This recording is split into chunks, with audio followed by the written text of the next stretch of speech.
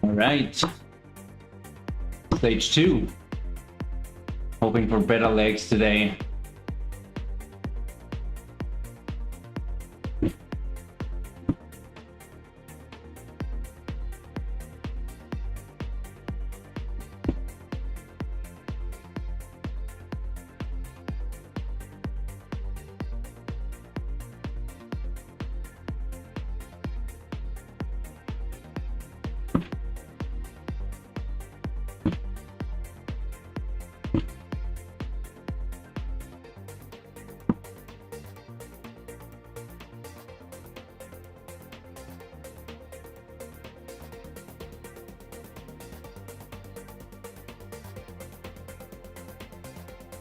Just getting the Zoom link to work as well.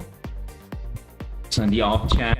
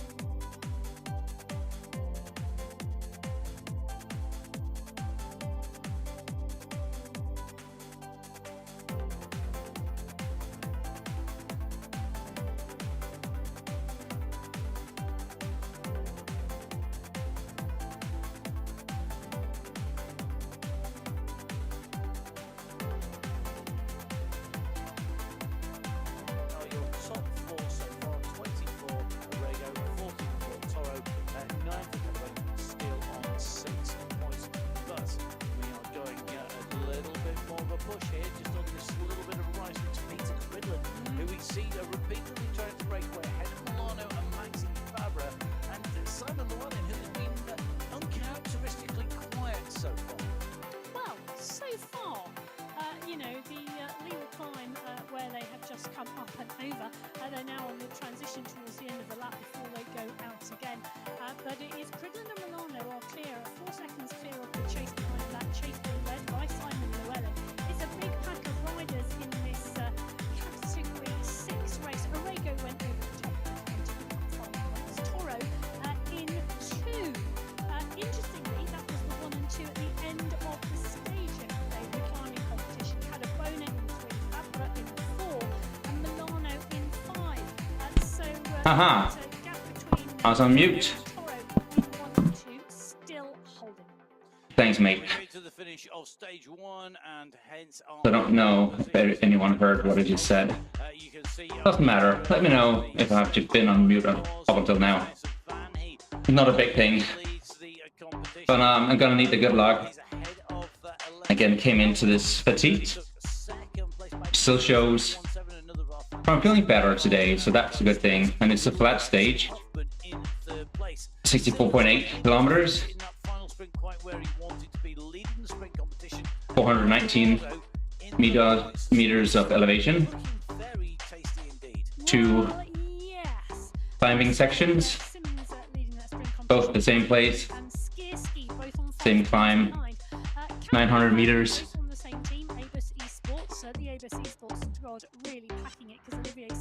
At 5.3%. So it's not too bad, should be able to hold on. 15 points to Alvarado, 8 points to Tagasuki in second. And then let's see where we're at the end. Team competition was seriously of a second separating those two teams, and 1.2 seconds back from the GOAT. Well, BL13, what bonds? Only 0.3 of a second behind them. Fast guys in fourth position. The overall standings goes in the top of the team standings. It was esports in second, BL13 one bomb in third. Fast guys in fourth, Smarties in fifth, the Hitmen in sixth, two in seventh. The UAE clan team, who are aggressive all race, in eighth. So I think we'll see if you guys hit it straight out the gate. Let's just make sure that not dropped. Then we also have the Maple Baguette squad. They're inside of a in 10th place. MWC Elite Racing, DMH, and the UAE Team Emirates squad are in what is 11th, 12th, and 13th place. The Gen squad at the moment clearly setting off and looking to see what they can do here today. Be interesting to see how the incident go. Well, it will, but there's a real large So the screen, I might zoom it out. The Raiders of the Storm. I want to see how things pan out They are in the competition. with this view. Was just fabulous yesterday. Absolutely brilliant racing. 1 second. So this is cam 8, the one I used yesterday as well. But now it's really, yeah, zoomed in because it's full screen mode. Yes, I think so too. I think there's two things in his favour. Two guys going right there Is that from the get-go. he's buoyed with the confidence of winning stage 1, 2. And again, we have an intermediate sprint at 3.7. I'm not going for those. A Belgian course suits him. This is like one of the flatter Belgian classics, just the odd sprint uphill. I tell you also, he raced one of the open qualifiers for the World Championships, and he has qualified for those World Championships once all that has taken place. All those verifications. But we're not interested in people getting away Pretty much he is off the road. place in those World Championship semi-finals, and I think he is a man on absolute tip-top form at the moment. So I'm really looking forward to watching him race over the next 8 days. I don't know whether he can hold that yellow jersey for all 8 days, but he's definitely gone in today wearing it, and he could well come out of today wearing it as well.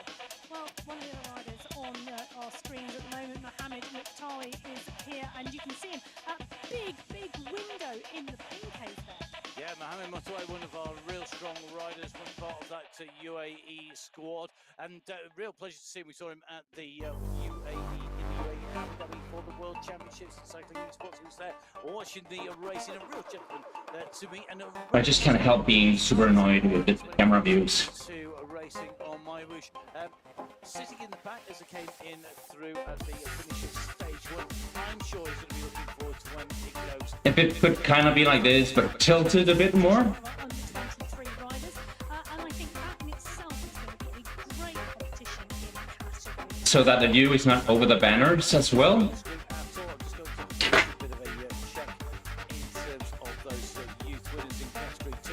But I think we're going to hit the sprint before I get there. Well, we're only at 2.1 now, but there is a big push on the front at the moment from Massive made backwards. Olivier Simmons is marking the move, because this could be a move, well, we don't know what sort of move Mendakowicz is making, but it could well be a move for the sprint checkpoint. I'm just going to do a quick rewind. Back to the competition for the young rider in the overall. In category 2, Zach Patterson leading for the BMC Elite Racing. He's only 2.9 seconds clear of Will Cooper in second place. Then Mohammed Mukhtawi, just on the screen, in third place, 3.139 seconds down. In fact, when you put in Lucas Haley Davis esports and give states of the UAE team members JC squad, the top 5 riders on the under-23 competition in category 2 are all within 10 seconds of each other. In fact, all the competitors within 18 seconds of each other. It's going to be a real great competition. You're absolutely on the money there, and it's going to be a fantastic fight. Well, at the moment the battle here is for the first checkpoint of the day. That's a sprint checkpoint of 3.7 kilometres. It's still 800 metres out, and leading this out, SS on his wheel, but look who's hovering in the background. Olivier Simmons is waiting, so is Trojanowski. Corrales is in there, but Simmons clearly meaning business in this sprint competition. I'll show you something. SS has just picked up the pace for over 9 watts per kilo. Mutaway is right on the front leading the charge, and I'll tell you something, I think this young rider is determined he's going to cross the line first. SS is sitting on his wheel and watching what happens, ready to go over the top should he need to, but at the moment he's going to course the back, he's holding the group back and he's letting the rider go, and take a look at this, they've got 150 metres to go, and now it goes from behind. Stella's kicked at 12 watts per kilo. Simmons is at 13.5, Corrales is at 14, they're coming now, they're about to go over the top. Corrales is there, so is Manchando. The question is who's going to make it? Is it going to be Simmons? Oh, that was so close. Simmons picks it up from Skierski, I think. No. Stella, then Skierski. Great lead out there. You could just see Mohamed Mutaway just leading that race out, really pushing on there. The UAE Plan team rider ahead of SS. He had SS on his wheel. SS wasn't able to come around him and utilise that sprint, but really interesting moves there by the UAE Clan team, who are aggressive all last race. The man at the top, though, it was the MWC Sports rider Olivier Simmons, who extends his lead at the top of the standings. Those points that you've just seen on your screen added up, combined with the points so far. Simmons now leading with 12 points. He's got a little bit more of a gap back to Skierski, who is in second place with 8 points. Van Heat in third with 5 points. Sanchez in fourth with 5 points as well. You've got Phil Graves in fifth with 4 points, tied with Stella.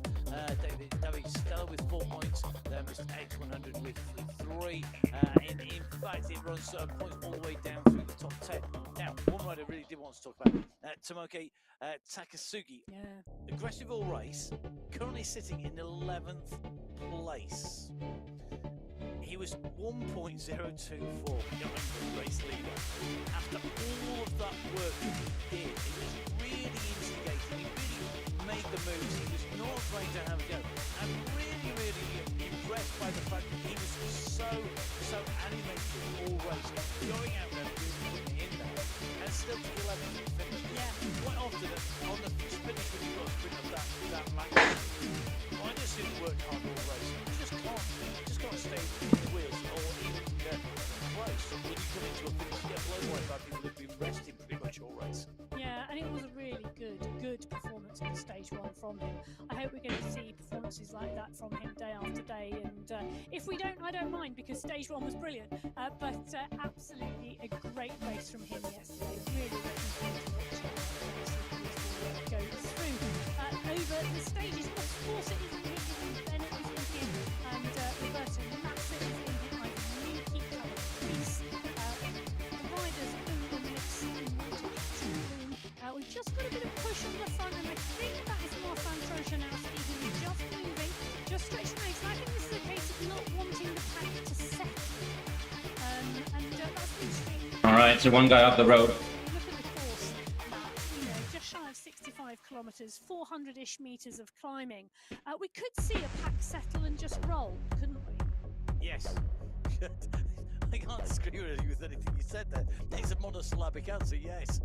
Yes, I do agree. It's a pack that, for me, this stage, it's got pack sprint written all over it in a number of categories. And category 2, I think, is definitely one of those. Next of the race. intermediate section is 12.7 at 6.1. Well, obviously, taking the only stage that we've had so far, stage 1. Paradis, the super sprinter, 0.001 behind, and 0.386 to the defending champion Michael Fink. Paradis, the sprint winner of that competition, and Jason Osborne, the climb competition winner. They're the headline stats. They don't really tell the story, do they? Oh, the race yesterday was just amazing, and I think the 0.001 back to This is a hard section to sit out in front, the race yesterday. It was absolutely amazing, and Ollie Jones because it's going to go slightly down now, for a kilometer or two. He was coming, but he just ran out of road. he took that sprint competition. But let me tell you, Paradeans, Skierski and Panizza are tied on points. All of those riders in that sprint competition on 6 points, but Paradeans came over the line ahead, so he wears the green jersey. Osborne took 10 points in the climbing competition. Panizza took 8 points. Panizza's really consistent across all elements yesterday. But the team competition, Aber Synergy currently leading from AlphaJaw by 0.1 of a second. The FarmWatch squad 2.4 seconds back, and Boss Moves only 3.8 seconds back in fourth. Nobody would have written that. You certainly didn't, because I think... I guess the yellow jersey has an interest in having his teammates controlling the race. And what I don't know is if it's one of the yellow jersey teammates out in front. Venga Boys in 5, the Natural Born Gorillas in 6, and Ledos Mestiques in 7. Who is out in front? Have a look. SS. Strong. Out on the road. Who's got their Mark Cavendish legs engaged? If they can make it over those times, will they be doing one of those famous trademark sprints? There you go. You have We will have to see. bowling party. I think today we are going to see a bit of smart riding. Your overall leader, your stage 1 winner, Ollie Jones, on your screens. Jones's finish for a rider who, I think Ollie Jones is really suited to this style of racing. I'll say it straight away. The way that the race stages have been designed. Yellow jersey going on his own. That will pull some people too. So many of these early stages are not just pure climbs. You need to be an all-rounder to perform on them, to save energy all the way through that stage. And Jones is that, but he's also got a great kick, a great sprint. And we saw that when he came into the finish. We know he can do multi-day stage races. He's gone out early. He's shaking the tree, and at the moment he's leading. I mean, in a great position to be, but also in some ways, is he just playing your card a little bit early? And going slightly up. I think Ollie Jones wanted that yellow jersey. I agree with you, he's an all-round rider. He might not be the best rider at everything, but he's got every single thing a rider needs in his toolkit. He can sprint, he can climb, he can draft with the best of them. His strategy is great. You could just keep going on about Ollie. You guys Jones. pushing here to close the gap. But he got it right yesterday. He timed it to perfection. Jasper Paradeans, the Aber Synergy rider, was coming in that sprint, but Jones got the timing better. Can he do it again today? Doesn't look fast, but still pushing 400 watts plus now. He wants to defend that jersey, and I tell you something, his teammates are going to want to help him. But it's still such early doors. Well, as Vidomare is on the front of Category 1, they just taken to the roads here in Arabia, 1.5-1.6k into the racing. Panizza is behind him. Paradeans are leading the sprint competition, but tied up one is Skierski and Panizza, with Don only 1 point behind her than Freya Pedersen and Chira in that overall sprint competition in Category 1. I'm really interested to see where that ends up. That is absolutely wide open at the moment. Other riders, I think, worth taking a little look at behind. Bjorn Andreasen. Yes. Great ride by him, and not a renowned sprinter, known for his... He drafted well yesterday. Yeah, he's known for his breakaway win in the World Championship, but he is a multi-talented and multifaceted rider who I think, again, will excel on a course like this. Van Els, Tugels, Turek, Thrall, these are all great all-round riders. I think yesterday's stage showed that even if you are the world champion, breaking away is not easy. Big tried it, Osborne tried it, loads of people tried to go, but they couldn't get there. Well, I don't know what I can say to that, but yes, Vidal Meb having a push down the road here at the moment. Don was trying to close him down, but has quickly come back into the pack. Hayden Pucker, Tim Cutler, Noel Pedersen all on the front of the pack. Neil Fryer is there as well. But Meh coming back in a little, I think, at the moment, realising that no one's going to go with him. It's not going to be a breakaway, and the pack is still rolling quite comfortably behind. They're 1,000 metres out from the first checkpoint of the day. It's not a concerted effort to go. Carlos Ramirez is there. Saeed Safri Zaidi. I'll tell you something, that's a rider we didn't see yesterday, Said Safrazadi. I know we're going to see him when we get to stages 4 and 5 when the big cars come to play. Two guys getting dropped. We might start to see him tomorrow, but we never saw him at all yesterday. I'm going to throw something out there. Let's say a bit about the pacing here. So Have decided among themselves, this is Osborne, Safrazadi, Knudsen and Vink. Do you know what? Let's save our riders like Safrazadi and Knudsen for those mountain days. For the days when the clients come on, we need to have our team at full strength. No point in burning energy before we get to them. And I reckon that's where they're at. Just don't be proved wrong. Well, one of the things I'm looking at the moment, we've got Michael Vink going down the road from the Boss Moves only side. But in the sprint competition, Paradine, Skierski and Pizza, we said, are tied on points. Vink not tied on points with anybody, but he's going for these points today.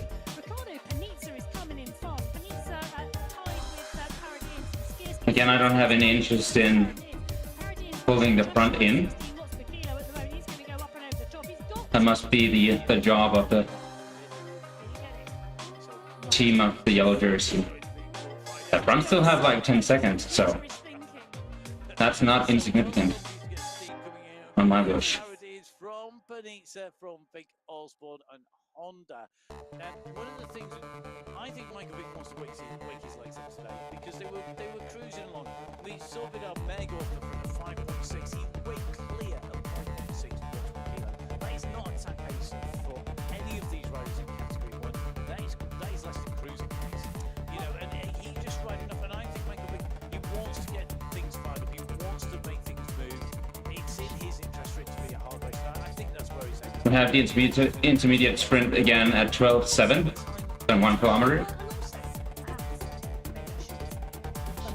Some people might just save their warm up a little bit. Because it's a long stage, it's going to be a fairly packed-paced stage. And hence one or two riders might have gone, we just stretched my legs on that first checkpoint to finish the warm up. I don't think anybody did. Yeah, they could have done more. If you're a rider of the caliber of these riders, who are we to See the yellow jersey coming up. to do what's into this? Now, in with Ibrahim Al Rafrayo once again. The kick-off and rider nicely tucked in as go on to the climb. Meanwhile, just taking a look across into category 2 as SS makes his way up this little bit of a rise at 12.4 kilos. So 12.4 kilos, 12.4 kilometers. Excuse me, whilst I was just slowly costed down the other side of the studio. Preventative. Is it lemon and honey today by any chance? I get the thumbs up from the other side of the studio. I'm on coffee, Emma's on Have the sprint banner on the screen on the right. Just trying to breathe it rather than actually drink it, but we'll see. Just a tickle. Just a tickle. SS is tickling the front of the race, so it beats down there. He tickled the pedals, he's ridden away, he takes away the points on the sprint. By riding clear, 8 So I don't want to sprint here. Just want to stay with the front. riders down the road. He's going to go through. Look at this. It's almost no contest. I know, it's interesting, isn't it, as to why you would do that and allow that to happen. Because the UAE clan team highly likely just to continue to send SS down the road and Yeah, I would. to not let him come back and say, right, off you go, no problem at all. Please light the fire beneath this category 2 race because there's too many of us in it at the moment. So SS picks up 5 points, Trojnowski picks up 4, Skierski picks up 3, Simmons picks up 2, and Ika Morel, one of the coaches on MyWhoosh, picks up 1 point. And when those points are added in, this is the folly of letting SS go. SS has now moved to 3rd place. He's in 3rd place in the sprint competition overall. Can I just tell you, the thing about letting SS go is that he's now 10 seconds clear of the group and has settled into time trial pace. Yeah, he's not going to come back He's in not a coming hurry. back. You will have to work. If you want to go after him, you're going to have to work. So at the moment, the points competition, Olivier Simmons, 14 points. Maciej Skierski, 11 points. SS from UAE Clan team, 6 points. Then it's Van Heat, along with Sanchez tied with 5 points. then Graves tied with Trojinowski and Stella on You guys kicking to get the speed up. Real mix of riders in that sprint competition, scoring points on the way through, and it has to be very interesting to see how that plays out. Ross Forster is really pedaling. He's not. I think at 18.5 or something like that. Far too dynamic. At the next climb. Here he is on the move once again. Ross, of course, known for being able to string his ride as well as ride the race wherever he is in the world at any point in time, with or without camper van. Have a satellite dish, will stream race, will race on the Sunday Race Club, and racing from HQ at the moment. It's super warm there by the look of it. It is in the UK. Here in France, if it's any consolation, it has been 40 plus degrees. It was 30 degrees overnight in France. The cabin fuel taking effect across a lot of France. Not yet reached the UK, where 22 degrees is considered a heat wave. At the moment, it is much nearer that 30 degrees. It is much nearer 30 degrees. In fact, I had 2 people yesterday from the UK let me know it was very, very close to 30 degrees where they were. And Rebecca Johnson was one of them. She had an ice vest ready. Ice vest, always a handy thing to have in your toolkit for when you're riding. Now, interesting here.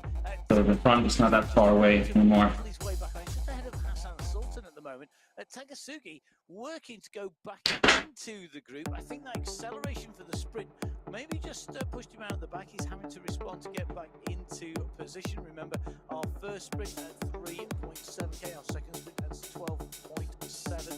The riders then go down into that Leeward Desert section where they descend and then climb up the Leeward Desert climb. That's the first part, the full climb taking you right over the top. A real great place to put an attack in. It's great. Yellow jersey kicking.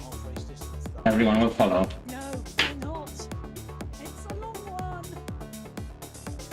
Interesting. Good to see Christoph Fullen on the chat. Interesting comment. Category 3 will show us a breakaway each day. Oh, you think? That's a good prediction, like that. Really interesting. So very interesting to say that that's his prediction for category 3. We'll see whether or not that comes true. Christoph, one of those people getting in touch on the. So the question is, I'm sorry, Marius Fossett has just used a remote to tell everybody that he's tired. Do you think the yellow jersey wearer is feigning fatigue? Well, he's not fatigued. He can wave, so he's obviously not that tired. I'm not sure he's tired. I would read that as this is boring. Move on. This is it. Oh, he's going to take a drink instead. Well, yes, Cheers. Yeah, it is. I thought good Marius Fossett. It's good to have him on camera. Don't get yourselves on to one of our riders. Love to see what our riders are up to, particularly if they're wearing yellow on avatar, because that is really, really good to see. What our riders are up to. Fossett has been a prolific sprinter, as we said yesterday on the show. He's a rider who we know is. He loves to be at the front of the race. He loves to be able to maintain the race. He loves to take the race win. And it shows. Take the first one here. And very quickly being announced here by riders around. But Cridland, very active again. Yes, he is indeed. Peter Cridland is very active today, and there we go. There he is. He's got a smile on his face. Another hat. So SS and Martin really doing a great job out in front. Only day 2. And, Still have close to 10 seconds. on day 8. But Fossett and Cridland, Cadabona and Montoya, Milano and Wakefield with Jeff Rooney. There's a bit of a stretch on this group. They are Cridland smiling with a new hat. New hat required every day on camera, please, Peter. We want to see that collection shown off to effect. In fact, in the very original Full Speed Studio, the cellar of an old pub underground, there was a point at which we had a collection of. So we have a little downhill coming up. In the back of the studio. And then we're going into the climb. In the very early days. Again, 900 meters. 20 caps on the wall at that point. Let's see if we can match that. One man who at the moment is letting the. I don't plan to contest for that either. Oh, interesting. Yep, going after SS. Sticking with the front. Down, bridging across from that group to the leader. And Do you know, if this was 45k, I'd say this is a dangerous move, but it's only 17k, 64k status. So perhaps it's not not as dangerous as it could be. No, it's not as dangerous as it could be. 15 seconds gap back. Again, the front seems to Machado and the rest of that group. So I'll tell you what it is dangerous for. Go on. get away from us. The climb checkpoint, sorry. So the climb checkpoint coming at 19.6. That's a problem. In fact, you can see That's a problem for the yellow jersey. the valley, and then they'll climb out on that Leeward Desert climb. And they've given themselves 14 seconds to get across that line before them, and it's perfectly doable. There we go. So 14 seconds clear at the moment at the 17.5 kilometre marker. This group, well, they may well be happy and content to let SS and Trojanowski go clear for those points. 5 and 4, 3, 2 and 1 will come from this group if they don't make the catch. Well, SS has got the most to gain there. I think that's a good point there. He's the nearest rider on that climbs competition. He's currently in 4th place with 5 points. It would move him up into 2nd if all the other points stayed the same. Bear in mind, he could potentially take those points. Trojanowski, nowhere near in terms of points. He's not scored a single point on the climbs competition. And with the guys out in front, there's no contest really either, because they will get the points. Part and parcel 19 point something, point 4. Two race.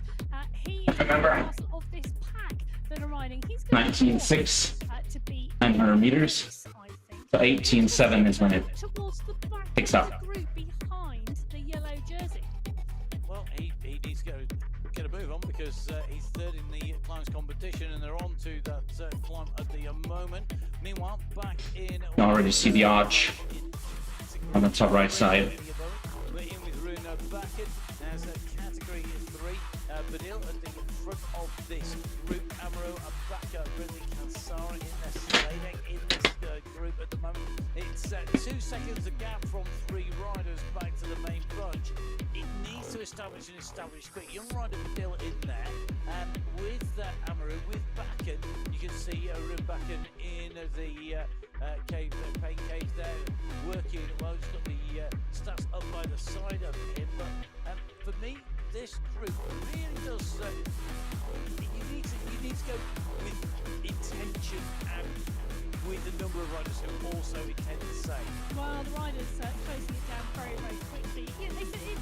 It's just too far out at the moment, I think, for any gap to really be allowed to go anywhere.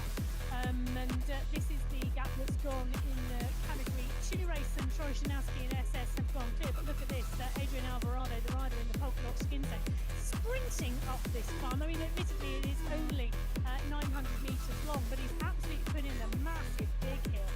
Tagasugi and Massa also behind, pushing strongly to get to the top of the Leeward Desert climb over the top of SS, and they're going to make it. This is the sprint checkpoint at 12.7. They're still 500 metres out of here, but Vinkel, Paradians, Pedersen and Skierski, Panizza all to the fore. Pal Skierski about to launch. He's going at 12 watts per kilo. He's going to go up and over the top.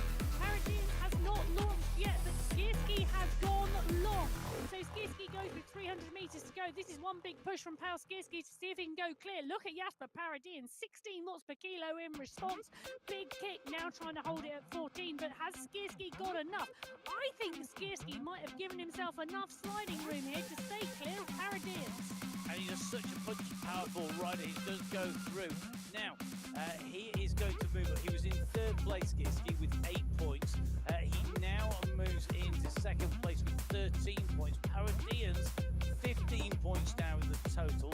So, Paradians leading the sprint competition by 2 points from Skierski, from 2 points from Panizza. Those points that you see on your screen added to the points already scored in the stage 1. That will continue onwards. So each and every one of these sprints, the points added up to the previous one to give us our overall winner of the sprints when we get to the end of the competition. Overall, at the moment, Paradine is leading at 2 points first, Skierski, then Panizza, then Fink, then Dont, followed by Fryer to Jones and... Can I just say, in that young rider competition, the under-23 competition in category 1, Hayden Hucker currently leading it by around 1.4 seconds from Pal Skierski. And Linneman lost it only 3 seconds back. I know, Third it's place. really close. Yeah, very, very close for those riders.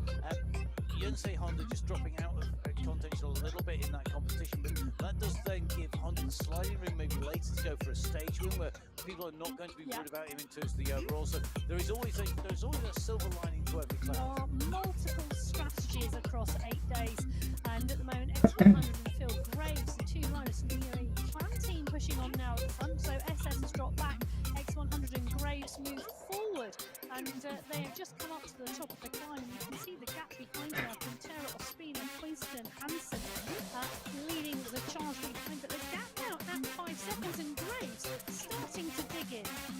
So, Emma, do you have the results of the Leeward climb and the climb points for category 2? I do. Last time we saw Trojanski and SS go clear. Alvarado was closing them down. Alvarado did indeed go on the polka dot banner in 1. Trojanski in 2. Kanken in 3. Kaplinski in 4. And SS in 5. Those are the riders who picked up the points. And when you add those points to the overall, it means that Alvarado is down. He's got more than double the points of the nearest rider, Kanken. So Alvarado with 20 points overall. Kanken in 2nd with 9 points. Takasugi in 3rd place with 8 points. SS in 4th with 6. And Callum Pierce rounding out the top 5 at the moment with 5 points. Well, category 2. I tell you, this attack from X100 and Graves, I think could well go. I mean, it is still early, but it could. They're at 7 seconds at the moment, but it is a real concerted effort. They're at 6-7 watts per kilo at the moment, really pushing.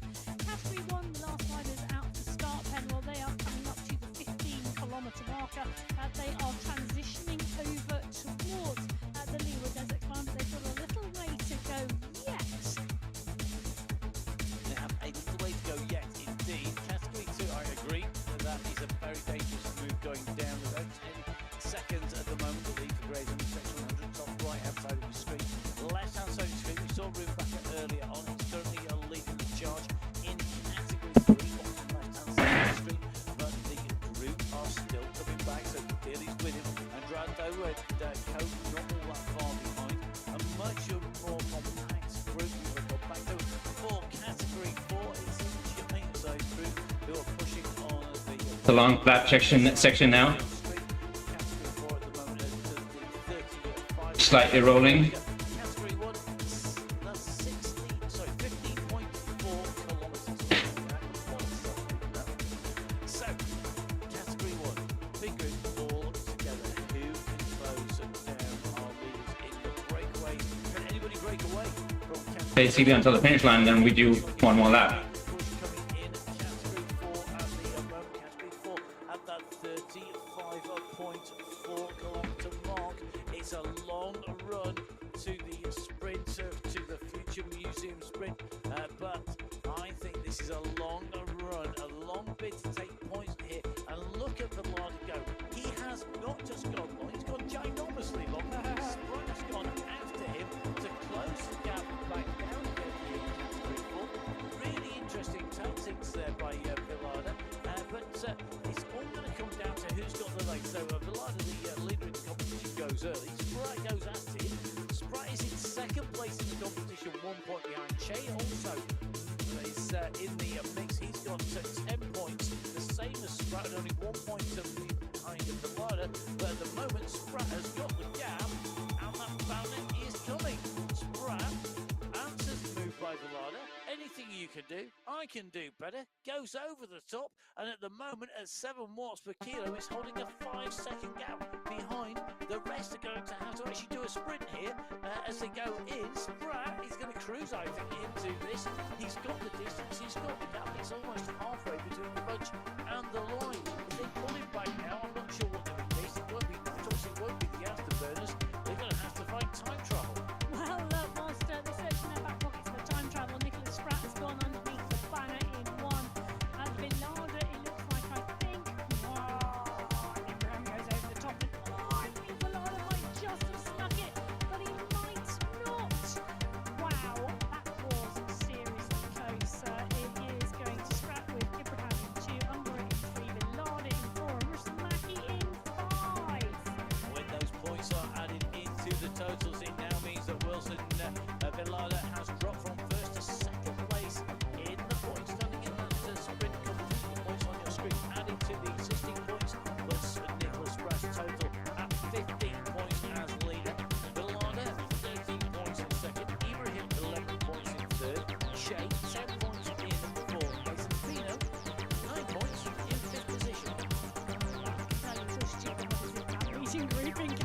4. It's a group you'd want to get away from. Well, we're going to go across from that group in Category 4 to the leading group in Category 2. Nathan Guerra on our screens in that Category 2 race. Guerra had a good result. Came in 6th position. He was right in on that sprint. I mean, he has said he's on the form of his life. I've seen Nathan on screen and watched him racing for a lot of years. I don't think I've ever seen him as quick as he is now, or looking as lean as he is now. Good amount of speed in this pack, so the front is really working hard. Fast and darting. Yes, fast, darting, nippy. Yeah, I think that's a fair description. Well, he nipped to 6th place, 6.6 down on the race leader. Positioning himself really well. Yeah, he should. Yeah, well, exactly, you know, and rides out on the road, rides and races indoors, races out on the road too, and you know what, it's great to see him doing so well. Well, Marcian Wozniak at the moment is some chasing. Graves next 100, still at 7 seconds, and Dakowitz and Wozniak are doing the chasing here. The two riders adamantly want to bring the UAE clan team back. And, you know, you don't want to bring the UAE clan team back quite rightly, but they're not half race distance yet in that category 2 race. They've still got some way to go. If they still haven't raced on a time trial away, it's going to be a very long time. Yeah, short team time trial with sure. If you want to do a team time trial with 2 riders, so make it 3 teams, you could do a lot worse than joining Mr. X100 and Phil Graves. They're both riders who know how to ride well. If they get joined by a small group, a pair, duo, trio of riders, that would be a dangerous group. Problem is, The rest of the pack won't know. then anybody who tries to bridge across, it just bringing the group with them. What they need to do is attack from the bunch and get across as 1 or 2. So the teams talk to each other, talk to your teammates, say, right, we're going to go from the back, we're going to sprint through together, you know, you and me, let's go, kick now, we're going to go across, and let's really make the rest of the teams work behind to pull us back. And if they don't, well, we're in the leading group of 4 or 5. Well, If they do, they've worked really hard. I don't think it's going to stay clear. I think you are going to see riders pull back. Wozniak is going, look, there's a big kick at 11. The problem is you can tie yourself out doing this, you know, unless the other riders are playing the game with you. And why would you? You just sit in the back at the pack and let somebody else work. Now, do it once and do it right. Go on the counter attack, get across and bridge across. Do it the once, but do it with the teammate, do it and get there. We'll see if that's going to happen. Meanwhile, mounting the competition, the class competition in Category 1. No surprises to see the current leader up at the front, Jason Osborne. Yeah, he's getting there too. Big kick at 10 watts per kilo because Panizza is right on his heels. Ricardo Panizza, you know, covering the moves in the sprint and the climbing competition. Fabulous to see. But Jason Osborne picking up 5 points there on the first ascent of the Liwa Desert Climb. In fact, actually, Ollie Jones I have on the screen. Actually, I have his results there. I have Jason Osborne, Ricardo Panizza, Wu, Jones and Vink. And we will hold fire and see which ones are correct. Excuse me. There you go. There we go. Emma wasn't using telepathy. She sits snug on the other side of the studio. Lots of data supported from so many different races, so different sources. So you can see the points on the screen. 5 for Osborne, 4 for Panizza, 3 for Wu, 2 for Jones, 1 for Vink. Adding to the overall points, it means Jason Osborne still in the lead in the competition, 15 points behind him. Ricardo Panizza with 12 points, just 3 points behind. 3 points behind Panizza was Ollie Jones in 3rd, and then it's 2 points further back to Tudors in 4th, and only a point further back, Michael Vink in 5th. Well, there's a big stretch on this group at the moment, and if I think about this group from the front to the back, there are 31 riders in it. I'm wondering whether there will still be 31 riders in it as we go up and over the top of this second climb here. That climb is on the left-hand side of your screen, and in fact, I can see now 2 riders getting distanced, and they're not the first 2 riders in the Category 1 pack to go off the back.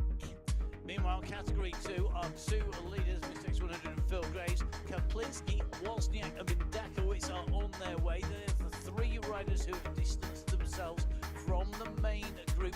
We're in the tunnels. This is a really great place to go. Get across, get into position 28.2k.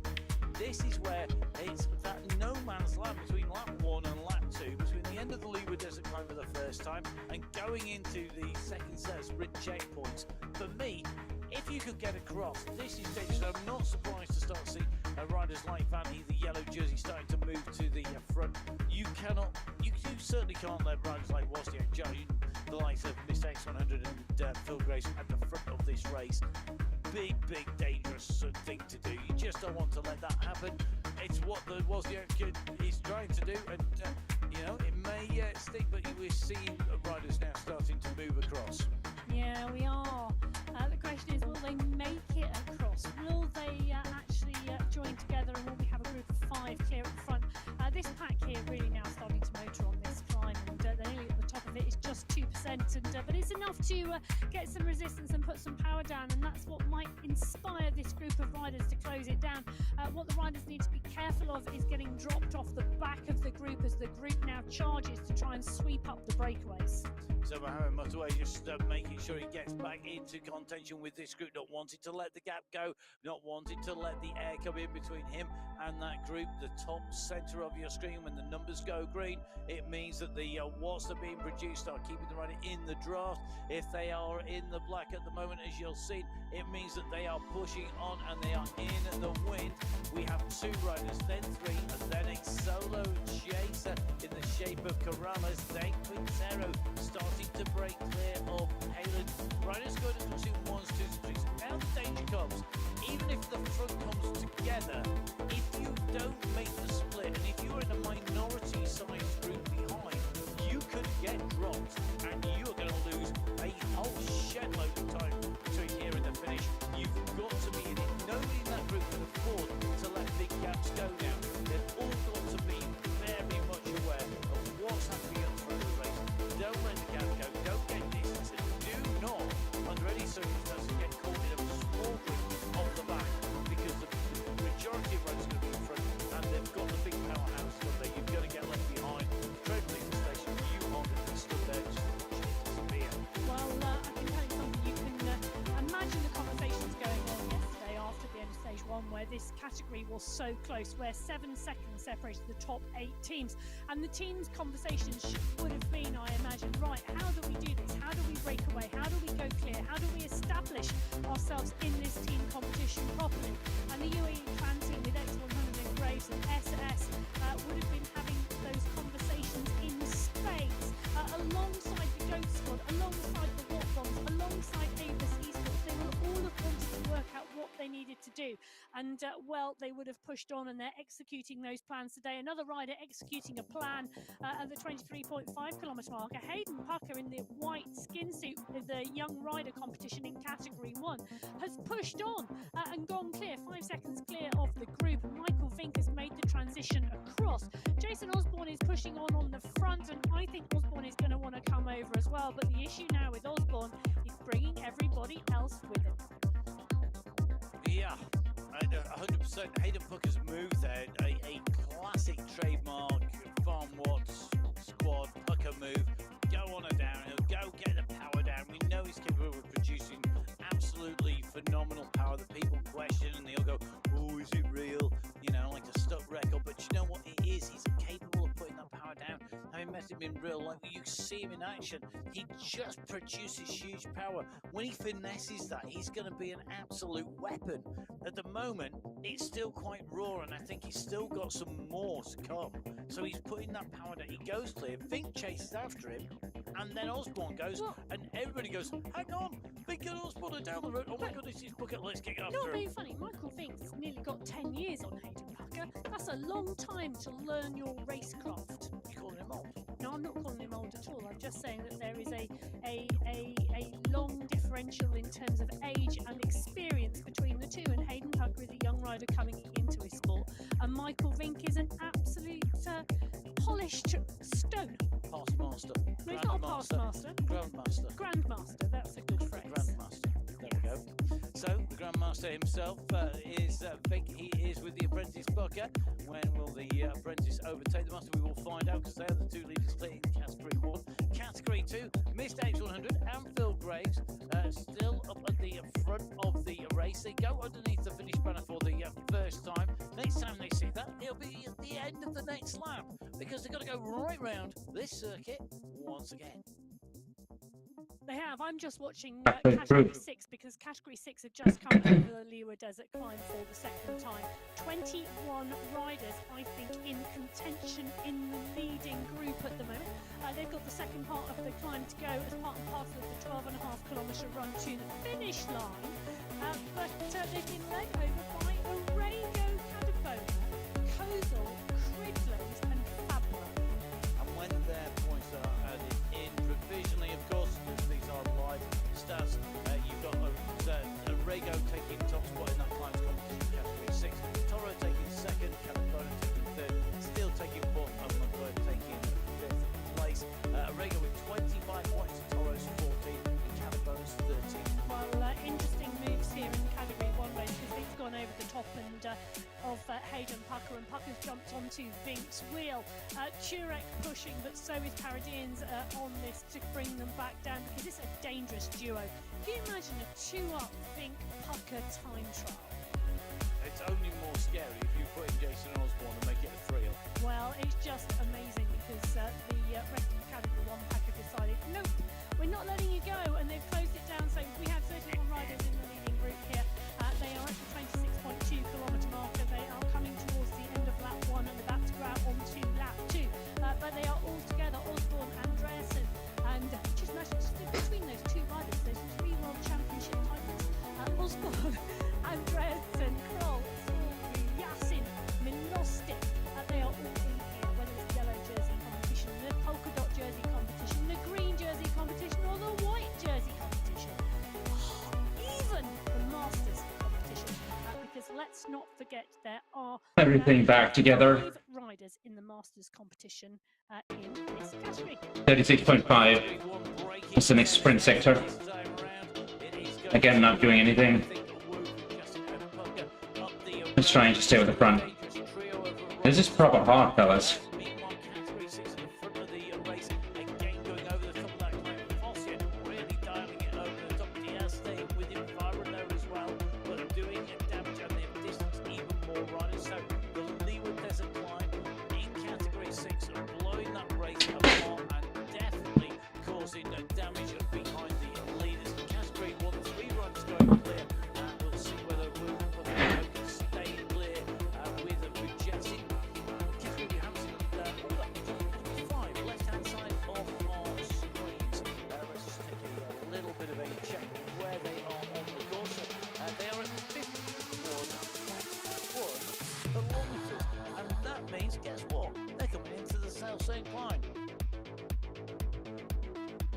So here we go, the climb coming up for category 5.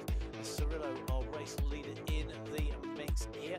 We've got our climbs leader so far, that is O'Donnell. So as they come into this climb, just a quick recap for you. O'Donnell leading the climb competition in category 5 with 13 points. 2 riders tied in second, Tapia and Tom.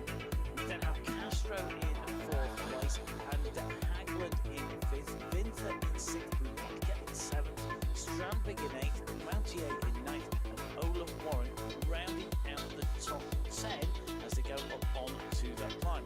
Meanwhile, straight across to category 2, because guess what? Another attack, another set of moves going in. SS charging his way up into the group with Mutaway as they come to the 34.8 kilometre marker. They're a little way off going into the Future Museum climb at 36.5k. But at the moment, category 2 is really active today. I'm loving the Swan Ewers and helpers in the background. Well, team support is really important, and I think that's really one of the key things for me that we see time and time again. The UAE Clan team riders do have real support there, and really do utilise that, because it is really important that you've got to focus on that racing, you've got to focus on the riding. You need everybody else around you to help you. Now, back in with category 5. It is indeed, and O'Donnell on the front, but, and I say but, they're at the 52.1 kilometre marker. They've got around 250 metres to go till they get to the top of the Leeward climb for the second time. But the push is on, and Tapia is the one pushing on here. So Fabian Tapia, the young rider here, pushing on, going over the top of Ordano. In fact, the polka polka dot skin suit rider is now in trouble because Castro has gone over the top as well. Tony's riding strongly, so is Painter and Holm. Brambati is there as well. The banner is coming, and Bruno O'Donoghue may well be in trouble here. Tapia, 6 seconds ahead. What a great job from the young rider here. Fabian Tapia going straight over the top and taking the points in that competition. Castro now versus O'Donoghue. O'Donoghue just squeezing for those 4 points. Castro will take third. Holm, I think, will take fifth. And Brambati will take the final point. So the sprint by Tapia to go clear put him temporarily into the lead, but O'Donoghue moving over. Castro in those last meters to claim the 4 points has helped him and added to his points total, taking him back to the top. A real shuffling around, but at the end of the sprint competition, the climb competition, at the end of stage 2, O'Donoghue is going to go out from stage 2 with that lead with 17 points. Tapia in second place on 14 points. Castro in third place with 10 points. Tong in fourth place with 9 points. Hangland in fifth place with 6 points. It is a big group. Round about the 37-38 rider mark, I think, at the moment, as he won't go over the top. 37 is it, Emma? 37 riders in that leading group, and 12.5 kilometres now to the finish line, and there's one small climb which they are on already, and now they are starting to push. So we're in with category 2, just a little bit of a push from Ross Fawcett on the front here, being answered very quickly, I think, by a Speedman motorway, along with Ritter and Vingam's got moving up. Ross Fawcett, dangerous man to let go off the front of the group, really pushing on. Well, Motorway picked up points as they went through the Future Museum sprint checkpoint at the beginning of lap 2, just around 700 metres ago. That's what we saw him driving towards, and he was rewarded with 5 points in that competition. SS took 4, Bennett took 3, Skierski took 2, and Manchando took 1. It's a big pack of category 2 riders as well, as we're watching the category 1 race. And tell you something, it's Pucker in the front. Well, why not take it to him? The best form of defence is offence, and at the moment, really pushing on it. Really interesting Belmont squad, sending him down the road time and time again. Harris, Norham, Puckett, Nair, Andreasen. Yesterday, Andreasen was doing a lot of the animating, going clear. Now we're starting to see Pucker putting in the moves on the front, seeing what the moves it provokes, pausing the rest of the riders to chase. The more you can make people work when they don't want to, the more that you make the likes of Fink and Osborne work when they don't want to, the more that you can really put the pressure on everybody else. At the moment, it's all about pushing on, it's all about squeezing on, it's all about trying to open those gaps up. At the moment, Pucker's move off the front, that's not a chase yet, that's not a move. I think people think, we've seen this before, it's one rider, let's see what develops. Well, it's always the same rider at the moment, really interesting. Now, into category 4, Sir Nicholas Spratt on the move, 49.6k into this race. Nicholas Spratt's doing a squirrelary off the front at the moment. Well, why not? Yeah, why not? Give it a go. I mean, he's still got 15k to go, but you know, Yeah. it's 15k time trial. Well, yesterday there was some disbelief that Squirrelari was going to make it, and he did. Spratt has gone. He's got a little bit of a gap here, 7 seconds at the moment, and this is now, when you make these moves, for me, one of the key things, it's not about what you do, it's what happens after, how much reaction there is. Well, and he's looking for that next climb. The Lewa Desert climb on lap 2 comes at 52.4 kilometre marker. That's the checkpoint. And Spratt, well, he's at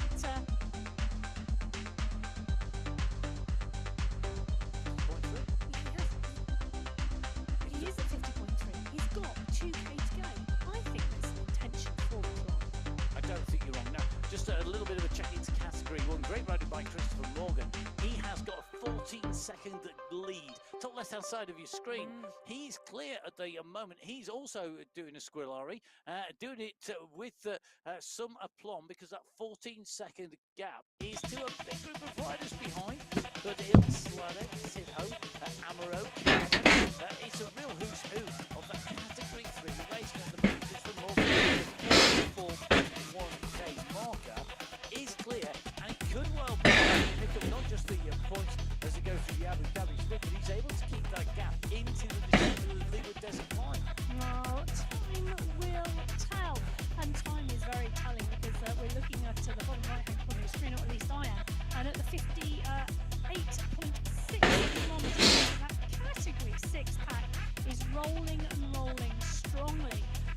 you can see more than 20 riders in that group. In fact, I'm just taking a little look at my little...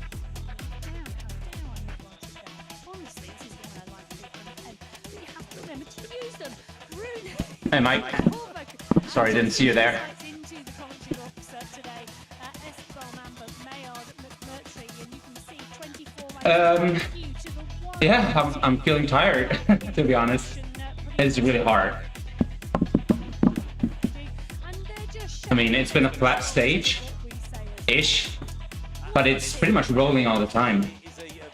So it's actually much harder than it looks. And then if you're not on top of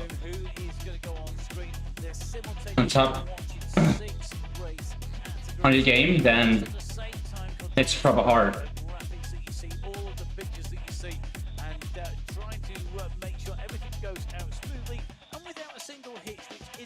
Yeah.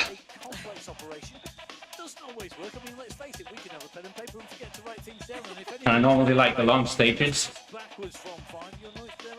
but you need to have the legs, otherwise it's just brutal. We're hopefully keeping you entertained on the way around. Please, please, please do get in touch. We would really love you to give @Biking Emma a follow on Instagram. So 24 to go. Give MyWhoosh a follow, and of course get on board on the chat and follow our brothers. Follow Jeff Rooney. Still one climb to go. Exploits in taking Strava segments in his hometown. And then all these kickers, you will have one coming up here.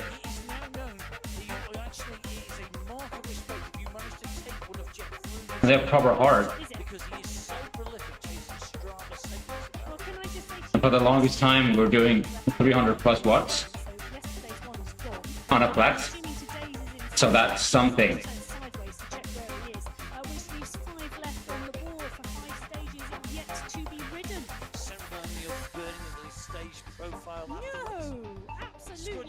Throw it in the shredder. Keep them as a memory for the future, or as a reference in my pack. In your extensive notes, yes, we know. So well done to Jeff for always giving us some fantastic shots into that pain cave.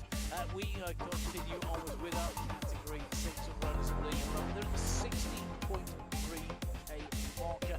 And let's be fair, this group now are thinking to finish. They are. John Wakefield is on the front of the group with Jeff Rooney, Peter Crickle, Simon Putzel, Orlando Montoya, Utra is on there as well. And the pack, they are just rolling wide. 24 riders, and there we go. A true we go in with right now on our screen.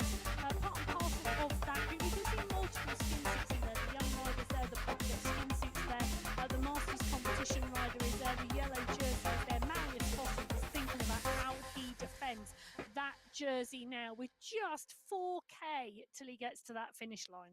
And Pedro Truba, one of our regular riders, good to see him in action here. Nice shot into the pay game, and you can see at the moment just trying to keep everything moving smoothly as they run through this. Get as much recovery done on the way in to that finish. Really, really important. Don't forget, of course, that we're going to try and bring you all 6 of our race categories. We'll try and wrap up as many of the individual categories on the way, but all of the results that we give you at the moment are provisional. Next sprint section is 45.5. Process that started before the riders were up and rolling as soon as they registered, continues right the way through the race and out the other. You guys with a small gap. Every stage has to be verified before those results are official. That means that at the end of the day, the results are not necessarily going to be official until the following day. So you do need to keep an eye on the MyWhoosh website. It's mywhoosh.com/results. And as you go on there, you'll see a provisional result with all of the individual categories and the rankings and so on. But of course, bear in mind, it isn't final until the very end. Well, at 37 kilometres, which is where they are heading. Category 1 are at the end of lap 1, and there are 21 riders now in the leading group. Let me give you a run through as we watch Hayden Puckett go off the front again.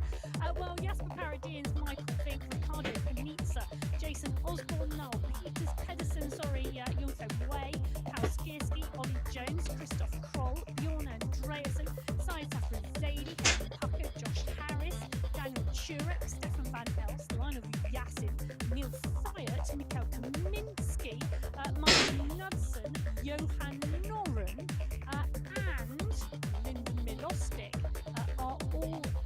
that leading group on the left-hand side of your screen. And our Category 1 riders at 37.5k have now completed 3 of the 4 sprints today. With the points from that third sprint added in, the current standings in that sprint competition in Category 1 show that Jasper Paradins is at the top with 20 points. Second place with Lisa with 14 points. 1 point behind is Alison with 13 points. Michael Lynch is in 4th with 10 points. We've got in 5th place with 5 points. They are your sprint scorers at the top of the standings for results and provisional moment on the standings.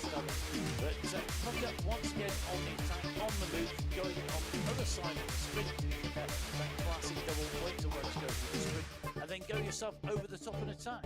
Well, the Farmwood squad putting him down the road again, and interesting to see how this plays out. The Farmwood squad, Josh Harris, Johan Noren, Hayden Pucker, Zach Nair and Bjorn Andresen. It is a squad that will try, and you know one of these things that, you know, we were talking about the team competition in Cat 2 with 7 seconds separating the top 8 teams, and feeling that that is what was setting the race alight today, that team competition. Exactly the same in Category 1, you know, 3.8 seconds separating the top 4 teams, leave the synergy in 1, Alpha Jaw in 2, Farmwatts in 3, and Boston and Daniel in 4. You know, they can wait till we get to the mountains, or they can strategically plan to do something. And I think Farmwatts squad, today is the day they're having a play. Well, why not indeed? I have to say, but the 62.9 kilometre marker, this is the run for the line for Category 6. We saw there were 24 riders in the group the last time we were in with them. I see no riders off the back of the group as they come through into the roundabout with 24 riders in the leading group. The yellow jersey is here, the white jersey is here. Yesterday it was Fosseed versus Tigert. 3 seconds separated those 2 riders. Cadabona, Arago and Crigland rounded out the top 5. Well, a 24-up sprint today, it could go anyone's way. Yeah, going to be entertaining. Fosseid though, winding this up from a long way out, goes up onto the front in that yellow skin suit. Everybody knows exactly who that is as he goes up the road and moves to the front, wanting to pick the pace up a little bit. Some sprint people will want to sprint from other sprinters are the people with big power, a lot of torque, who can put down some massive watts but only do it for a very short period of time, will want it to wait for as long as possible. So if they're only capable of producing, you know, they want to have 2,000 watts, but if they can only do it for 3 seconds, they need a 3-second sprint. And that means leaving it late. They're not going to do that. I think what we're going to see is we're going to see this wind up in here, and then Emma, when they get into that last section, it's who can sprint off the top of quite a high speed. I don't think, because today has not been a mountain stage, it's been what is a relatively straightforward stage. I don't think we're going to see an easy sprint from a low.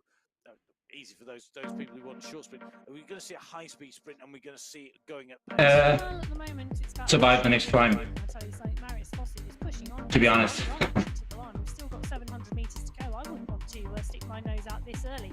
He's now backed off a little. Minostic is there, Escobar is there, Cadabona and Pitzel.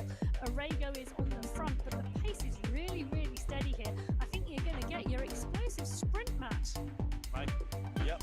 That's my guess at the moment. Let's see who's going to go. We've already got to push off the front. Well, Peter Cridland, who's been active all race, goes early. He goes hard. It's a long way around this left-hand turn to get there, but he's got the gap. And at the moment, Mark Newman and Riley Milostic are chasing. You can see Llewellyn, Fosseid and Arago on the left of your screen, but they are chasing Peter Cridland, who is up the road. Fosseid in the yellow jersey is coming hard in second place. Will he close Cridland down? It's more going to be about momentum, and Fosseid has it. He goes over the top. Marius Fosseid, he won sprint stage number 1. He's absolutely downing it. 2 in a row for Fosseid. He goes over the line. He punches the air in delight. It's only 900 meters, but it's just fierce.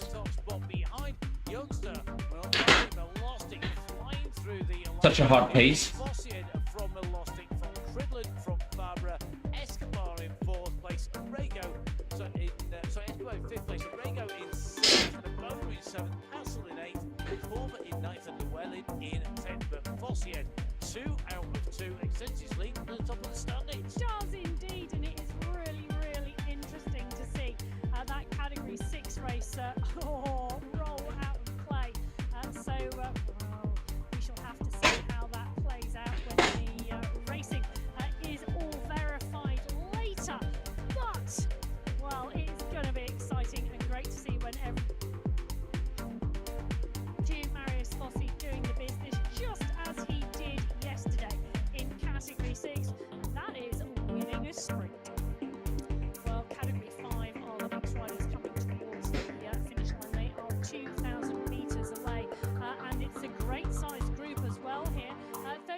riders last So we have a small bump count in here. category 5.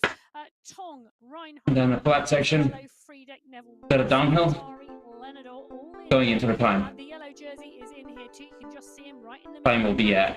at Hertz, 53.5. Cirillo is the rider in the yellow jersey. Ish. Just in case we've forgotten, because there are of course 6 races underway at the moment. Yeah. 6 yellow jerseys. And especially here The leader of each of on the MyWhoosh, because Warren, in it feels the longer. jersey and the green skin suit.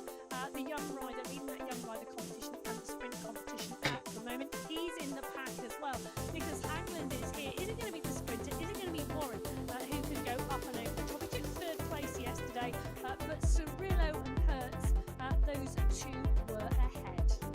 Mohamed Mokhtar in this group, along with Hagland, and he cannot be discounted. But there's some big sprinters now.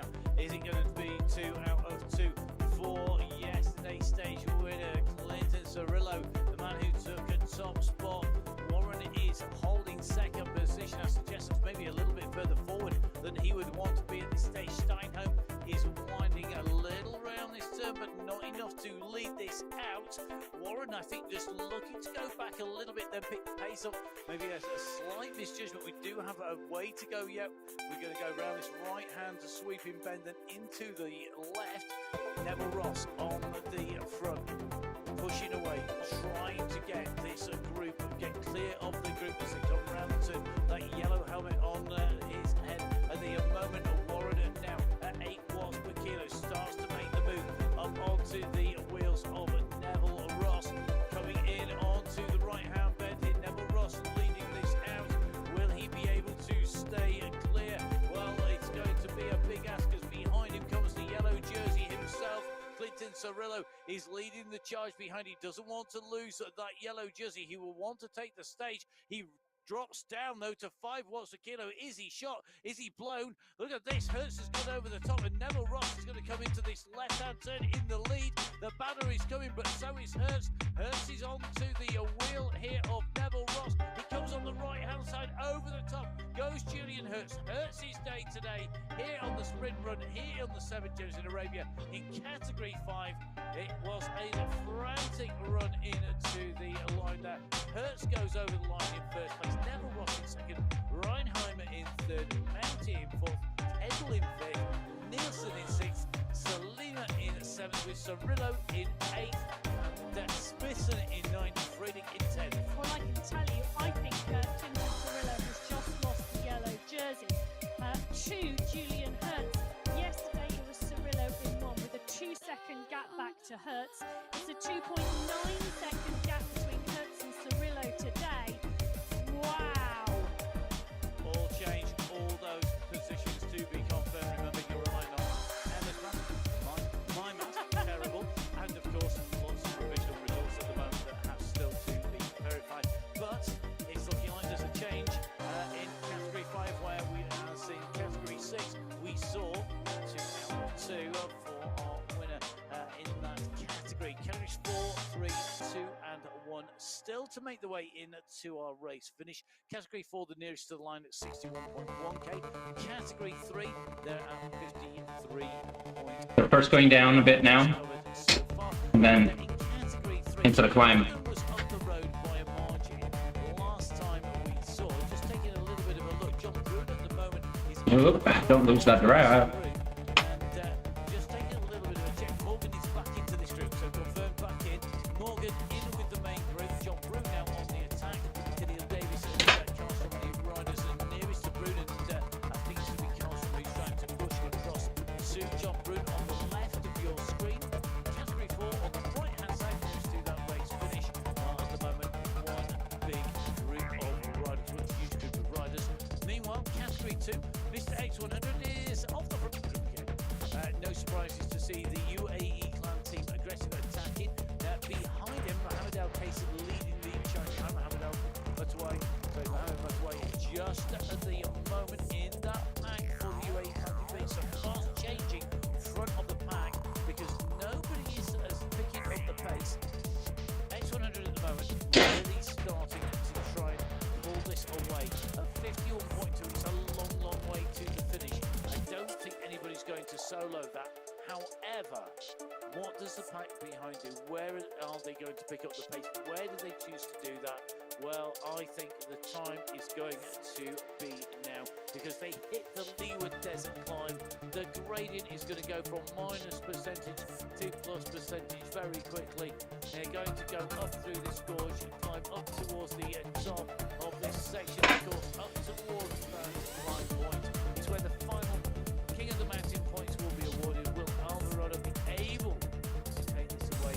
This is going to be a tough one today, but at the moment, solo leader this one in category 2 on to the climb. Big pack starting to close down.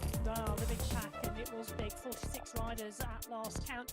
One rider clear at the moment, but we do know X100 does like to give himself some sliding room in these climbs, because we see some big power come out of the riders behind, and Ospina, Alvarado, Matheson, Cooper, Trojanowski, Thiem, Fawcett, all poking out the numbers at the moment. We go in with Matheson at the moment. He's right towards the front of the pack, just on Guerra's wheel. Becker is there as well, the Danish rider. Bennett is in the mix, so is Morel from Spain. He's in the mix too, and they are climbing strongly. 400 meters still to go until they get to that polka dot banner on that leeward climb for the second time. But category 4 are about to run into the finish. They've got around 1800 meters to go, and I tell you something, Johan Moreno has gone long today. Johan Moreno has gone at 63 kilometers into a 64.9k race. Moreno is going long, and he's expecting, well, I imagine he's hoping that if he can get enough distance between himself and the group this early on, when they launch the sprint behind, they won't catch him. But at the moment, I don't think 3 seconds is enough. I don't think 3 seconds is enough. The man who used to race for the Hitman team and used to be known for putting in long-range attacks from the very early start of the race, and choosing to go late here. 4 seconds at the moment. He's continuing to push at 5.9, now 6 watts per kilo.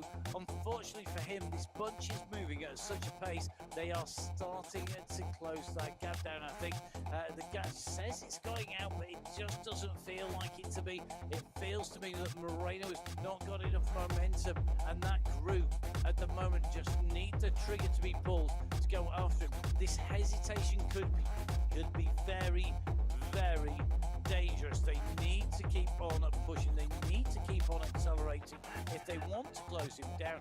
But I think that is that time will run out on them. 6.8 watts per kilo for Moreno. It's out at 6 seconds. Is this going to be the chase that is needed? Is this going to be the run through to the finish? Will we see a breakaway rider? He's gone hard. He's got 7 seconds. He's into this long right-hand turn. Johan Moreno for the Lorem Ipsum squad has handed it out, and he has said, you want this, you're going to have to go long, because I'm prepared to go longer. He has put in the hard work, and behind him, that group is not yet responding. 1 watt per kilo, 2 watts per kilo. We're only just starting to see kicks. Now Quiros goes, the first rider to hit double digits in terms of watts per kilo. He moves up through the bunch. He's now leading the chase. Has he left it too late? Moreno has to kick again. You can see why Quiros here with the Colombian flag flying, chasing his countryman. Moreno's on the front. Pino's gone over the top of Quiros. So is Ibrahim. They're chasing Moreno, but Moreno was big, he was brave, he was bold. He takes away the win here today. Moreno races into the line behind Ibrahim, taking second place by 6.68 of a second. Talk about just on by your fingertips. Moreno does it. Ibrahim in second, Pino in third, Len in fourth, Gomez in fifth, Yannicki in sixth, Quiros in seventh, Giuliano in eighth, I think Rocker in 10th place. This is going to be very interesting for the overall. Very, very good for the overall. I think you're in danger of looking at it. I'm not sure who is going to actually take away the top spot at the end of the stage here. I just patient first. You've got to wait till they're verified the results as well. I will be able to tell you first thing tomorrow morning, so tune in to find out. But at the moment,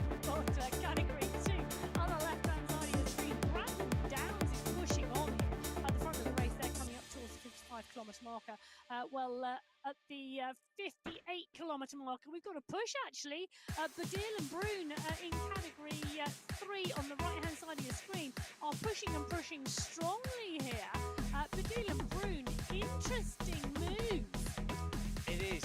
It's a good play. I mean, we just see Moreno do it solo. Go with somebody else, you've got a good chance of opening this up. John Brune, interesting again, the Guardians of the Peloton rider, just pushing away and just opening that gap. I mean, he has, if there was a combativity award and we had a vote on it, he would definitely be right up there in my estimation of who is likely to be in with a chance of taking it. He'd probably be my vote today, to be honest. Yeah, there we go. Badil on our screen at the moment, closing down onto John Brune's back wheel, and then Nicholas Fournier trying to come across at 11 to kilo. Big push from Fournier behind the sprint winner in the green skin scoot, trying to close this down. There's still some way to finish at the 64.8 kilometre marker, so they are still 5k out at the moment. But this is the lighting of the touch paper here in category 3 on this final run to the finish. Move made there by sprinting across the Fournier. Fournier holding the sprint competition, and at the moment really using that sprint skills. One kick, across he goes. Doesn't need to work, doesn't need to chase. He's in there. He's got himself across. He doesn't need to put up prolonged effort. He can now concentrate on recovering, ready to go again. We're approaching the 60k marker. We still have to get to that 64.8k. Scolari in the main bunch, the leader of the stage 1 in category 3. Meanwhile, category 2 out on the road at the moment. Hansen along with Dakowitz pushing at the front of the group of Wozniak, ever active and continue to push SS right up in the mix as well. Category 2 on the right hand side of the screen at 56.2k. They have gone over the Leeward Desert Climber for the last time, but category 1, well, they are just arriving in the depression, the lowest point of the course today, before they make their way up that final climb. Jason Osborne took the first of the climb segments today, continuing the run that he started and took right the way through stage 1 as he came in through. And Osborne on the top of the tree in that polka dot skid suit in the climbing competition. However, we've got another climb, and it's going to be the run for the finish. Left-hand side of your screen, category 1. Right-hand side of your screen, category 2. Van Heek, very interestingly, moving up with Mr. X100 onto the front. Wozniak is there as well. Then a gap back to Damsgaard, Alvarado, and the rest of the bunch. 3 riders in category 2 who have been, active on the front, who are the sort of riders who we would expect to be competitive, pushing on as category 1 hit the climb. I'm not sure how much of an intention that was in category 2, but category 1 do indeed hit the climb. This is the Leeward climb for the second time. The pack is big, the pack is strong. 21 riders at the front of the category 1 race, and just one rider off the back there. Neil Fryer closing it down. Bjorn Andreasen, Stefan Van Els, Yasin is there, Osborne is there, and Panizza at the front. Now, Ricardo Panizza for me has been a really interesting rider the last 2 days. He's contended the sprints, he's contended the climbing competition, and he's in the mix on both. Really interesting to see. He really is targeting sections of the course, and that's what the climbing checkpoints, these sprint checkpoints are all about. Wu is here, Paradians, Pucker, all in the mix. Said Safra Zaidi is the rider we're in with at the moment, and you can see they are climbing wide across the road here. The polka dot banner just around the corner. We're going to see someone go it very, very shortly from the front as the polka dot skin suit pushes on. Osborne on the front, and no surprise, Panizza looking to pick up any points that Osborne doesn't. So Osborne in 1, Panizza in 2. In fact, Osborne pushing on, clear of Panizza, kicking at 13 watts per kilo to ensure he's gone clear of Ricardo Panizza. Michael Knudsen looking to mop up some points, and so is Said Safra Zaidi. Josh Harris now coming into the mix as well. But a good gap back from Panizza. He kicked almost the same time as Osborne, but Osborne kicked harder. Panizza in second place, coming into that final climb competition of the day in the overall standings in the King of the Mountains competition. The leader Osborne clear at the front, Panizza in second place. The points will be tallied and added to the totals. 5 points for Osborne, 4 for Panizza, 3 for Wu, 2 for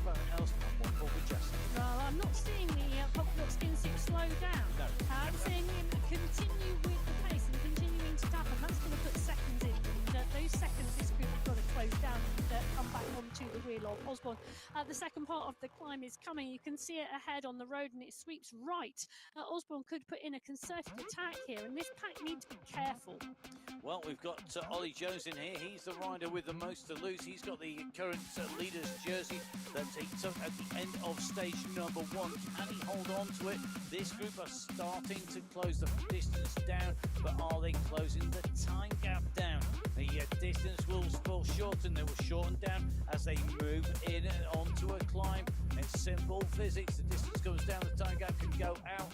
That's in category 1. Meanwhile, category 3 starting to wind up 62.7k in fact. They are absolutely motoring in with Ibrahim Al-Rafai at the moment. The white jersey leader here getting the encouragement here. A coach there looking to cheer him on, to get him up in towards the front, but time is getting tight.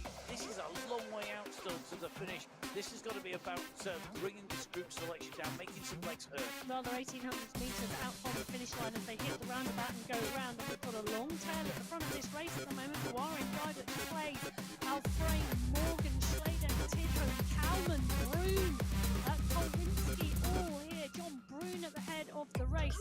As the pack come back together, they're bringing Brune back in. Chis Kalman is there. Franklin Almeida is there. Wouter Clays are always there or thereabouts at the end of a race. But now we see the ride go down the right-hand side of the road, straight up and over the top. Dider, Choya, Barrett and Fenderich, they're now in the move.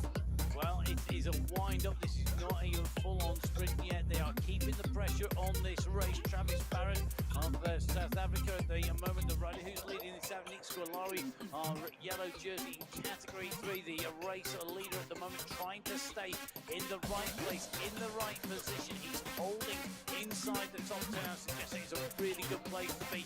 Waiting to launch, waiting to make your move. He went long last time. This time round, I suspect he's going to have to sprint this out. We're now at 63.9k on the front. Matthews Kalman kicking at 6.5 watts per kilo. Matthews Kalman leading this out from Travis Barrett. Then it's Howard up on Toya, Elos, Didich and Co. This is all about putting pace down. What can he do? Now Kalman has got to make this stick. The punch behind her across the road. Barrett is going to bridge across at 7 watts per kilo. The right hand turn almost done. It's a long straight and then into that left hand turn. Barrett's going to go over the top. Kalman hold the wheel here. Then 2 seconds on the chasers behind. Backer now leading the charge behind, but they are not at full gallop at the moment. They are just slowly tapping along. Barrett is committed to this though. 7 watts per kilo plus down into this left hand turn. He's got a second on Kalman, who is in second place. Elos does go 14.5 watts per kilo from Elos. Warren is coming down and Alameda coming at pace over the top. Elos takes the race lead, but it's temporary as Franklin Almeida goes over everybody. He takes it out to the line.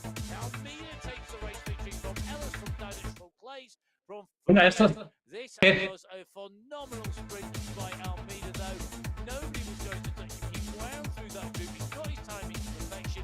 He came to the front for the one time that mattered. When you hit the line, Almeida taking victory. Elos in second, Didich in third, Warren in fourth, Clays in fifth, Fournier in sixth, Amaro in seventh, Third in eighth, Scolari, race leader in ninth, and Travis Barrett in 10th. When I say race leader, but he might not be in No, I fourth. think he still should be. So 1.1 seconds back in 9th place, Nick Scolari. I think he managed that well.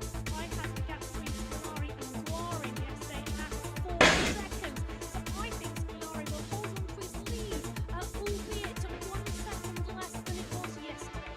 So a diminished lead in category B for Scolari, but he holds on and keeps an yellow jersey for another day, subject to verification and the results that will come overnight and be available on the MyWhoosh website tomorrow morning at some point. That is www.mywhoosh.com/results. Don't forget, download the app on iOS, on Android and on Windows. Jump on board and ride. We'd really love to see you racing on the Sunday race and on the many races that take place on MyWhoosh. Lots of great events put on by the team. Do make sure you jump on board and join in with the coaching. We see RL in action today. Holly Bergin, all coaching on the MyWhoosh platform. Emma Martin, my co-commentator as well. returning to coaching duties, I think, in September, when the world is a marvelous quieter place in the commentary box, allegedly. Maybe October, I'm not sure. Yeah, we will. Come back and ask me that question later this time. Okay. It's the middle of August already. Oh, don't you? There's a lot of work on at the moment. There's a lot of bike racing. It's brilliant. So let's go in with some more brilliant bike racing with category 2 at the moment. SS with Mendako is ahead. Chojinowski at the front of this race. Motorway moving up at 9 watts per kilo. Wants to get in the mix here. He's not going to let this go too far. We're at 62.7k. Now that's a big move by Motorway. 2 watts per kilo just to get across. I think he's going to go over the top here. Mohammed Motorway is continuing at 8 watts per kilo. Is this a bit for glory for the youngster from the UAE clan team? He has gone at 8 watts per kilo. Yarhead is trying to respond to it at almost 10 watts per kilo. There's a sprint on behind, and this is a long way. This will be a glorious victory if he can take this, if he can lead it out from this distance and take away the win. He's got to keep pushing here. He will know what pace he can hold. He is going to be reliant on the front behind not reacting well enough. What a move behind. Yarhead, SS, Gojinowski are in that train, but surely, Motorway, this is a bridge too far. It's a turn too far, a corner too far. This is a heck of a rush. Well, it is, but look at the damage being done to the group behind, and SS comes up onto the wheel, and Yarhead is there. Still Grace is coming, so is Damsgaard and Hoffman, but they're all sitting up as soon as they get there.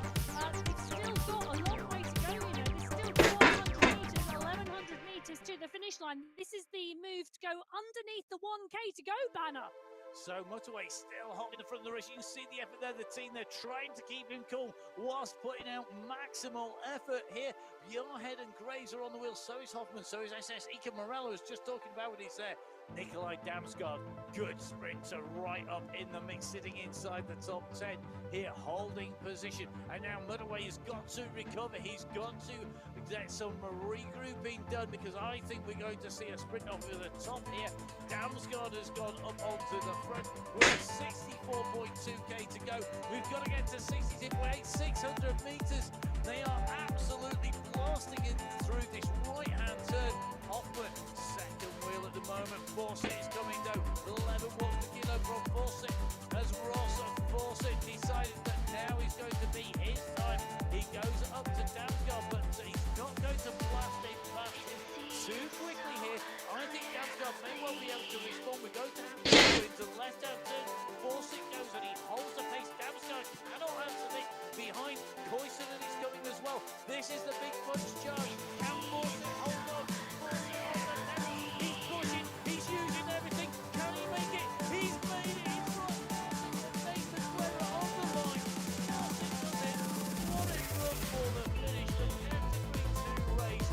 Fawcett takes it. And behind, who took it? It was Bandy from Guerra, from Bennett, from Ritter. What a top 5. 3.9 of a second. So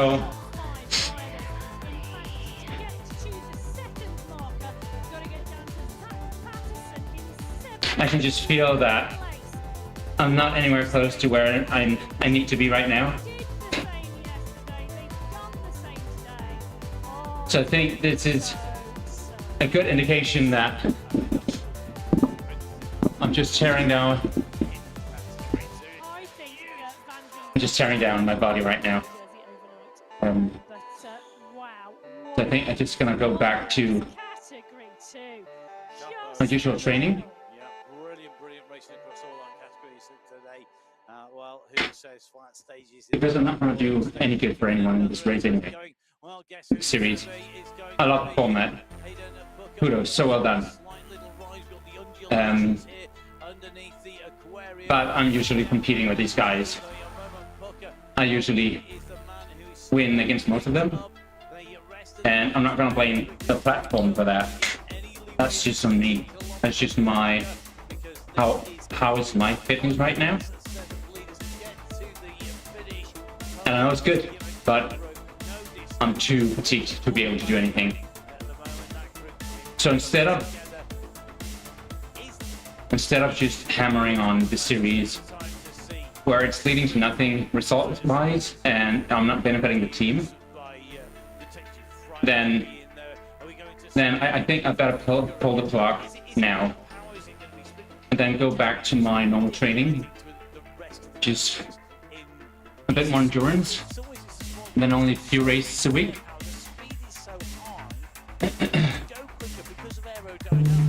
Hey, Mike. Yeah, I'm just not there right now, which is a quite obvious conclusion, right? So these races are hard, but nothing that I would, under normal circumstances, wouldn't be able to, compete with. So kudos to everyone coming in fresh and hammering this series, rooting for the Danish guys. No, that's for sure. I'm like, I can't. And I had a good June, July with loads of racing, which is fun, but it's taxing, and I need to be at my A game come September for the full CRC series. So I would rather be ready for that, I think.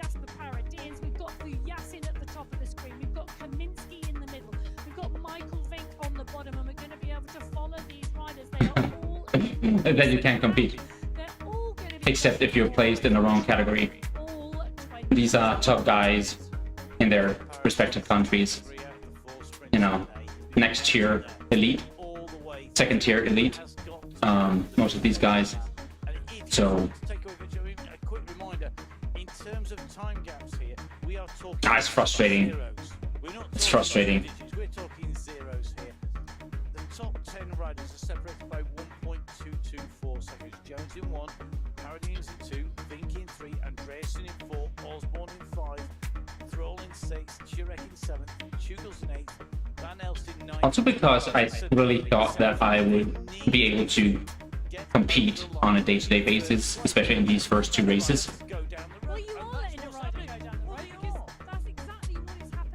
Those are probably the races where I would, be able to make the biggest impact, especially yesterday.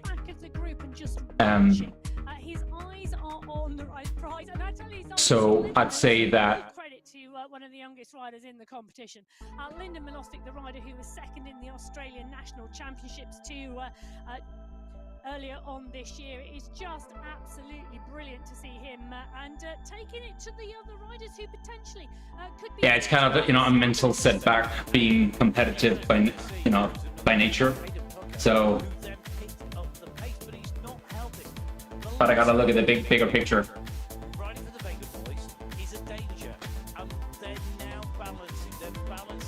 I really got some bigger goals for the coming month or two, and this was never one of them. So better play smart, I think. All right.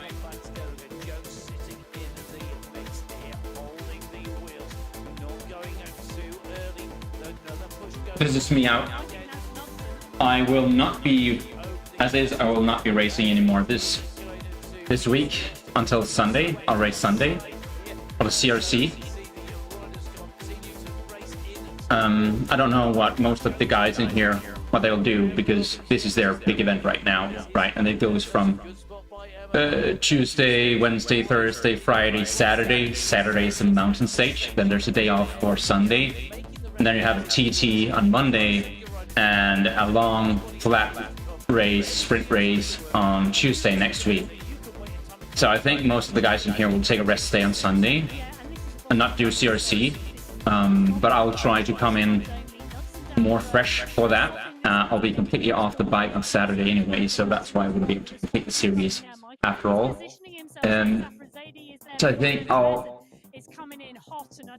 take off the mental load of trying to be something that I'm not right now, and just try to find myself.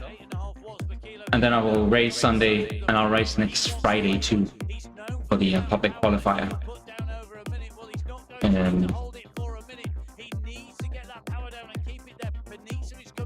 So yeah, super frustrating, but it is what it is. Thanks for watching, guys.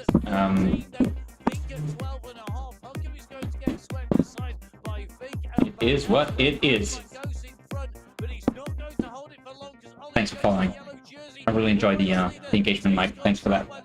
And have a good one. And I hope the shoes are getting better. Give it a week. See you.